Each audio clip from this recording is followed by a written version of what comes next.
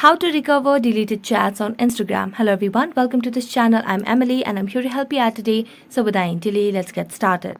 So first of all, launch the Instagram application on your device and make sure you're logged into your account. As you do that, tap on your profile at the bottom right corner of the screen. Now select on the hamburger icon at the top right corner and then scroll down to the very end where you can see the option of over here. Just scroll down and tap on the option of, let's see what is the information that we can get.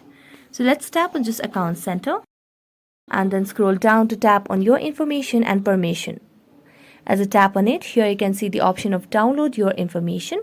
So tap on it and then tap on download or transfer information. Select the profile, then tap on next and then here tap on all available information. As you do that, tap on download the device and then here you can select the date range and then you can create a file and it will be downloaded on your device. And here, this is the way to recover your deleted chats on Instagram as well. So that's it. Thank you so much for watching this video. See you next time.